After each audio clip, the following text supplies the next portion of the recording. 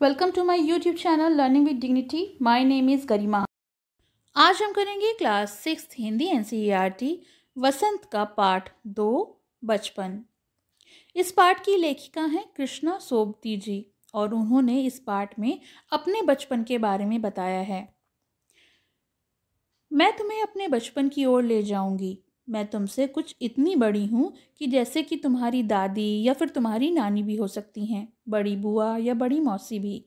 परिवार में मुझे सभी लोग जीजी कहकर पुकारते हैं। हाँ, मैं इन दिनों अपने आप को कुछ बड़ा बड़ा यानी उम्र में सयाना महसूस करने लगी हूँ।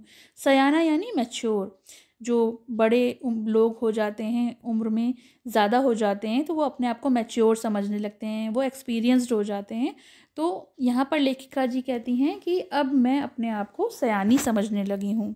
शायद इसलिए कि उनका जो जन्म हुआ था वो पिछली शताब्दी में हुआ था और उनके पहनने ओढ़ने में भी काफ़ी बदलाव आ गया है। यानी जो आजकल का पहनावा है और उनके समय का पहनावा था, उसमें अंतर आ गया है। पहले मैं रंग बिरंगे कपड़े पहनती थी, नीले, जामुनी, ग्रे, काला, चॉकलेटी। और अब मन कुछ ऐसा करता है कि सफ़ेद पहनो या फिर हल्के रंग के कपड़े पहनो। मैंने पिछले दशकों में तरह तरह की पोशाकें पहनी हैं। पिछले दशक यानी जब वो छोटी थी तो उन्होंने डिफरेंट टाइप्स के ड्रेसेस पहने थे, जैसे कि फ्रॉक, निकर वॉकर, स्कर्ट, लहंगे, गरारे। अब चूड़ीदार और घेरदार कुर्ते पहनती हैं। बचपन में कुछ फ्रॉक तो मुझे अभी भी याद हैं। जैसे छोटे बच्चे जो कपड़े पहनते हैं वो सब तो याद नहीं रहते। कभी कभी कुछ कपड़े याद रह जाते हैं कि हाँ, मेरे पास इस टाइप की फ़्रॉक थी। हल्की नीली और पीली धारी वाली फ़्रॉक जो है वो उन्हें याद रह गई है, जिसमें गोल कॉलर और बाजू पर भी गोल कफ बने थे। एक हल्की गुलाबी रंग की बारीक चुन्नटों वाली घेरदार फ्रॉक भी उन्हें याद है। नीचे गुलाबी रंग की फ्रिल लगी हुई थी। उन दिनों फ्रॉक के ऊपर जेब में रुमाल और बालों में इतराते रंग बिरंगे रिबन का चलन था। यानी जिस रंग की फ्रॉक होती थी उसी रंग का बालों में रिबन बांध दिए जाते थे। लेमन कलर का बड़े प्लेटों वाला गर्म फ्रॉक यानी वूलन फ्रॉक जो था वो भी उन्हें याद है, जिसमें नीचे फर लगी हुई होती थी। दो ट्यूनिक भी याद हैं। एक चॉकलेट रंग का और अंदर की कोटी प्याजी कलर की थी, अनियन कलर जो होता है, लाइट पिंक उस तरह का। दूसरा ग्रे और साथ में सफ़ेद कोटी। तो यहाँ लेखिका जी अपने कुछ कपड़ों को याद करके बता रही हैं कि सारे कपड़े तो उन्हें याद नहीं है, लेकिन कुछ कपड़े जो कुछ खास थे वो उन्हें याद हैं कि वो उस तरह के कपड़े पहनती थीं। और इस पाठ में उन्होंने अपनी समय से आज के समय में जो डिफरेंस है उसके बारे में बताया है। मुझे अपने मोजे और स्टॉकिंग भी याद हैं। बचपन में हमें मोजे खुद ही धोने पड़ते थे। वह नौकर या नौकरानी को नहीं दिए जा सकते थे। इसकी सख्त मनाही थी, यानी काफ़ी स्ट्रिक्टली मना कर दिया जाता था कि नहीं, आपको अपने मोजे जो हैं वो खुद ही धोने हैं। हम बच्चे इतवार की सुबह इसी में लगाते, यानी हर संडे को उनको ये काम करना पड़ता था। धो लेने के बाद अपने अपने जूतों को पॉलिश करके चमकाना पड़ता था। जूते कपड़े या ब्रश से रगड़कर पॉलिश करके उनको चमका कर उभारना होता था। सर्वर, मुझे आज भी बूट पॉलिश करना अच्छा लगता है। इसीलिए बूट होते हैं जूते, उनको पॉलिश करना उनको आज भी पसंद है। हालांकि अब नई नई किस्म के शू आ चुके हैं। कहना होगा कि ये पहले से कहीं ज़्यादा आरामदेह हैं। हमें जब नए जूते मिलते थे तो उसके साथ हमें छालों का इलाज शुरू करना पड़ता था। छाले यानी पिछले समय में जो जूते आते थे उससे पैर काटते थे और पैरों में छाले पड़ जाते थे। छाले तो आजकल भी पड़ जाते हैं, लेकिन आजकल जो हैं वो शूज़ जो हैं वो बहुत कंफर्टेबल हो गए हैं। जब कभी लंबी सैर पर निकलते तो अपने पास रुई ज़रूर रखते थे, क्योंकि जब थोड़ा ज़्यादा चल लो तो पैरों में छाले हो जाते हैं। तो जूतों में रुई को मोजों के अंदर लगा लो तो इससे आराम मिलता है। तुम्हारे बचपन में तो बहुत फ़र्क आ चुका है। हर शनिश्चर, शनिश्चर यानी सैटरडे, हमें ऑलिव ऑयल और कैस्टर ऑयल पीना पड़ता था सेहत के लिए। यह एक बहुत मुश्किल काम था।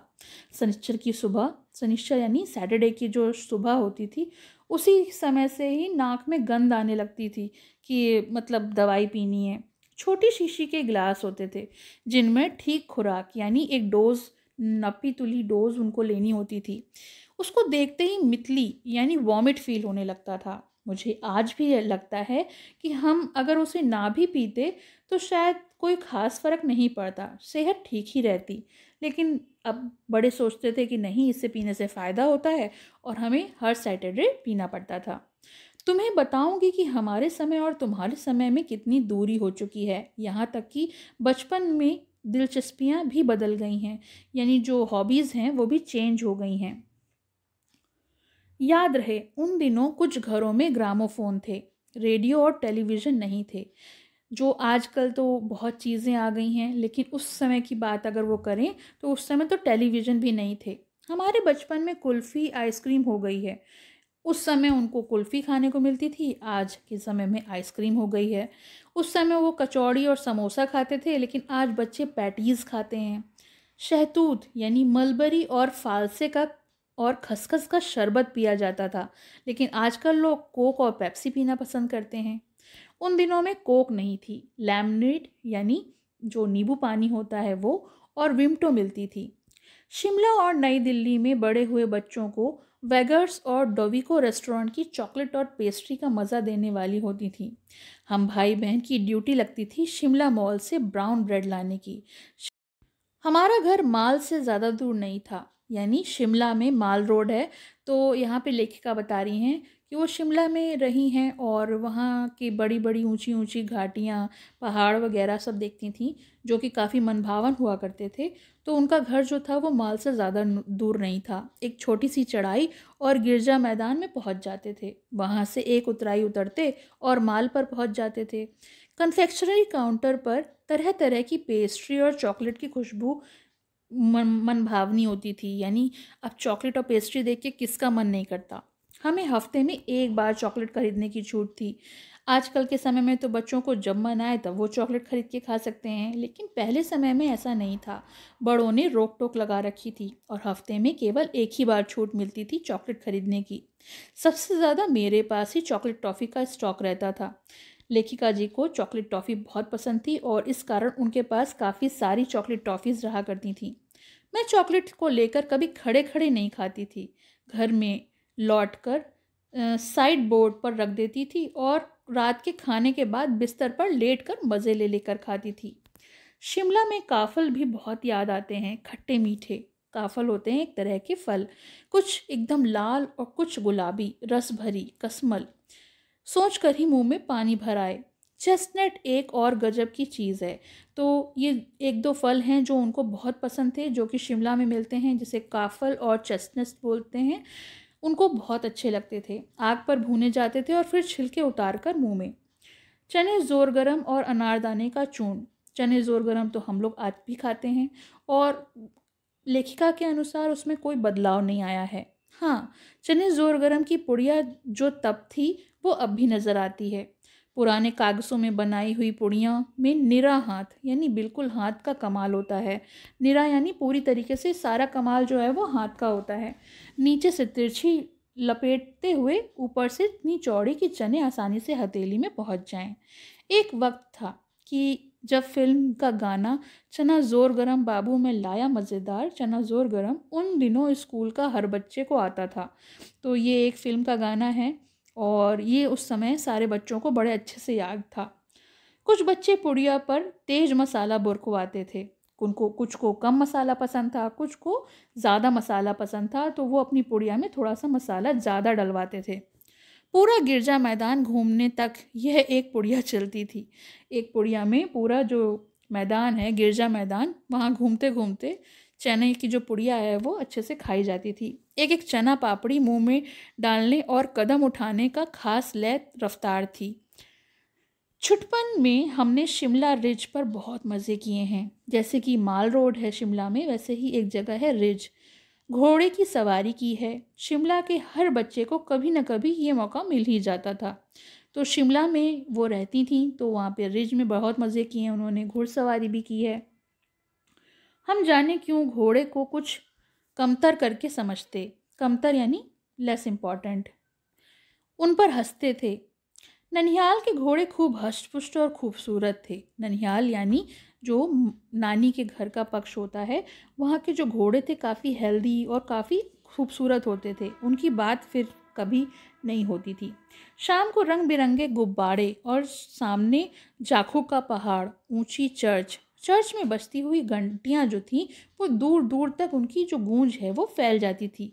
लगता था कि जैसे प्रभु यीशु जो थे वो स्वयं ही कुछ कह रहे हों, इतना मधुर संगीत होता था।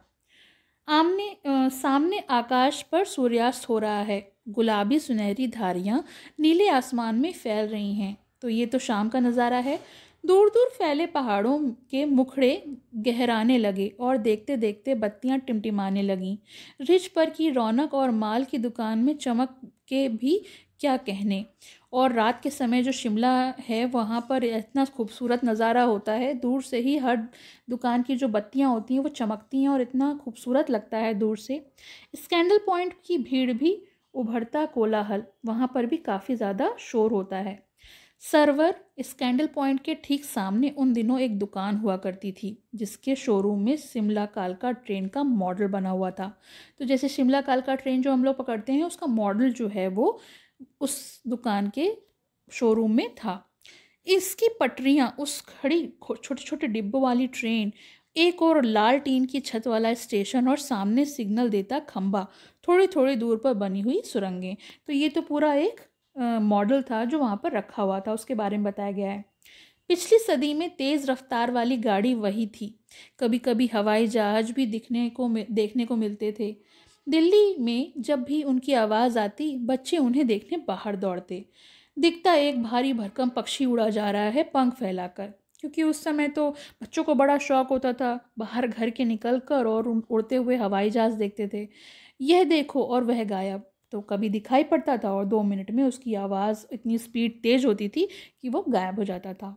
हाँ, गाड़ी की मॉडल वाली दुकान के साथ एक और ऐसी दुकान थी जो मैं कभी नहीं भूलती। यह वह दुकान थी जहाँ पर मेरा पहला चश्मा बना था। वहाँ आंखों के डॉक्टर जो थे वो अंग्रेज़ थे। शुरू शुरू में चश्मा लगाना बड़ा अटपटा सा ऑड लगता था। छोटे बड़े मेरे चेहरे की ओर देखते, हर किसी को ये लगता था कि अरे चेहरे पे चश्मा लग गया है और चेहरा बिल्कुल बदल गया है। कहते आंखों में कुछ तकलीफ है, इस उम्र में ऐनक, दूध पिया करो। हर कोई कुछ ना कुछ कहता रहता था अपने हिसाब से, जैसे कि इस उम्र में चश्मा चढ़ गया है तो दूध पिया करो।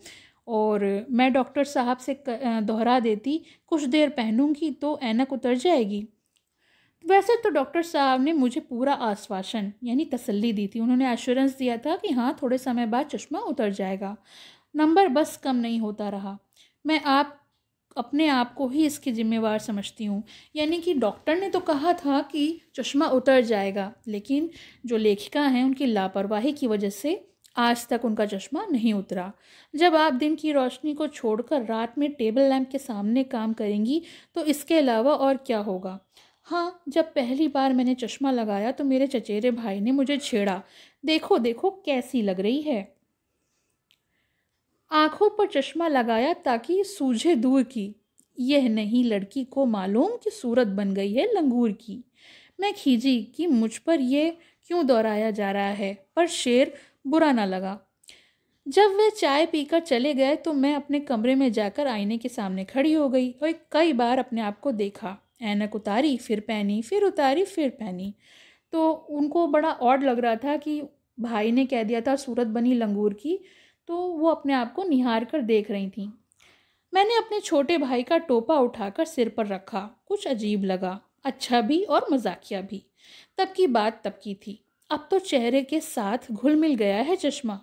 जब कभी उतरा हुआ होता है तो चेहरा खाली खाली लगने लगता है, क्योंकि कोई भी चीज़ को लगाने की एक आदत पड़ जाती है। याद आ गया वह टोपा, काली फ्रेम का चश्मा और लंगूर की सूरत। हाँ, इन दिनों शिमला में मैं सिर पर टोपी लगाना पसंद करती हूँ। मेरे पास कई रंगों की टोपियाँ जो हैं मैंने जमा कर ली हैं। कहाँ दुपट्टा का ओढ़ना और कहाँ सहज सहल सुबीते। सुबीते होता है कन्वीनियंट वाली हिमाचली टोपियाँ बहुत खूबसूरत होती हैं, तो कृष्णा सोबती को वो लगाना बहुत पसंद था। तो ये तो हो गया पाठ। इस पाठ में कृष्णा सोबती ने अपने बचपन के बारे में बताया है कि उनका जन्म पिछली शताब्दी में हुआ था और वो इस समय दादी या नानी की उम्र की हैं। और उनके पहनावे में परिवर्तन आया है, खाने पीने की चीज़ों में आजकल बहुत बदलाव आ गया है। और उसके बारे में उन्होंने बताया है कि कैसे हम छोटे थे तो हम क्या करते थे और आज के समय के बच्चे क्या करते हैं। तो ये तो हो गया पाठ। चलिए शब्दार्थ देख लेते हैं। शब्दार्थ कर लेते हैं। सयाना यानी होशियार, ग्रोन अप। शताब्दी होता है 100 साल का समय यानी सेंचुरी। फ्रिल यानी झालर, जिसे हम लेस भी कहते हैं। चलन में यानी प्रचलन में, ट्रेंड में, इन ट्रेंड। कैस्टर ऑयल अरंडी का तेल होता है जिसे कैस्टर ऑयल बोलते हैं। ऑलिव ऑयल जैतून का तेल यानी ऑलिव ऑयल। खुराक होती है निश्चित मात्रा, द डोज, जैसे किसी चीज़ की निश्चित मात्रा दी जाती है उसे खुराक कहते हैं।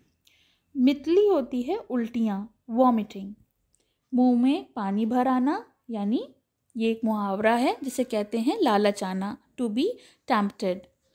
निरा, निरा माने केवल, मेरली यानी बिल्कुल या पूरी तरीके से। कमतर होता है कम अच्छा, लेस गुड। खींचना होता है ग्राउच करना यानी कुर्द होना।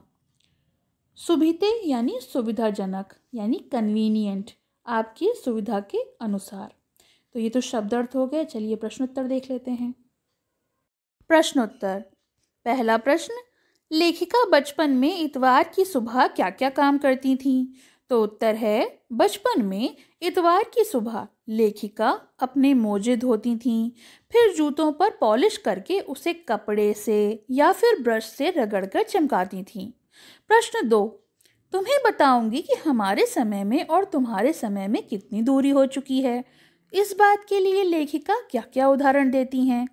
तो उत्तर है कि लेखिका अपने समय से आज के समय की दूरी को बताने के लिए वो निम्नलिखित उदाहरण प्रस्तुत करती हैं। पहला, तब उन दिनों में रेडियो और टेलीविज़न की जगह घरों में ग्रामोफोन होते थे। दूसरा, पहले कुल्फी होती थी और अब आइसक्रीम है।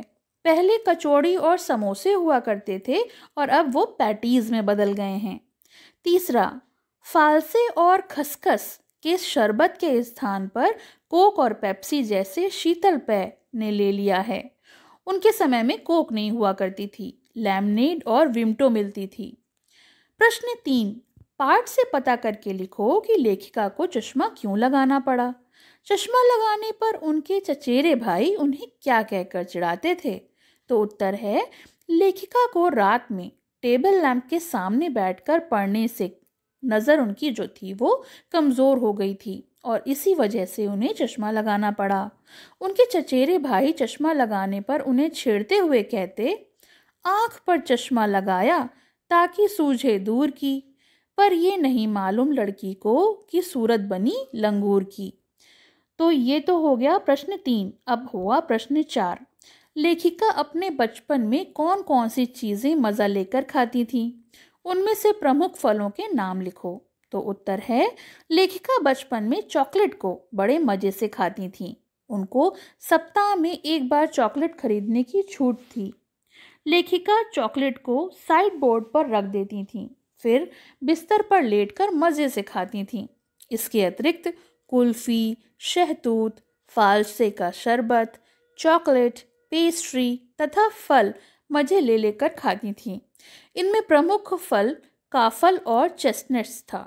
चेस्टनट, ये पिछले समय में जब ये लेखिका थीं वो उसे बड़े चाव से खाती थीं।